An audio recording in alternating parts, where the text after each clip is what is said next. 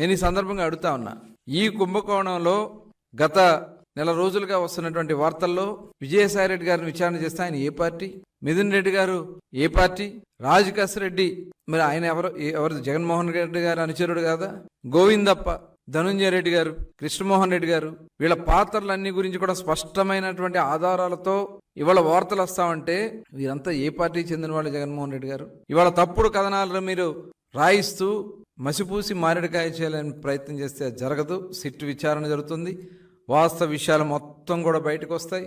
ఎవరెవరు దీంట్లో పాత్రలు ఉన్నారో, పాత్రదారులు, సూత్రధారులు, ఎవరెవరు ఎక్కడ ఎంత దోపిడీ చేశారో మొత్తం కూడా బయటకు వస్తుంది. 2019లో వీరెవరికన్నా మద్యం వ్యాపారాలతో సంబంధాలు ఉన్నాయా? 2019కి ముందు మద్యం వ్యాపారంతో సంబంధం లేనటువంటి వీళ్ళు మద్యం వ్యాపారానికి కేవలం మీ ప్రభుత్వంలో వచ్చింది వాస్తవం కాదా? దీనికి పూర్తి ఆధారాలు ఉన్నాయి వాస్తవం కాదా?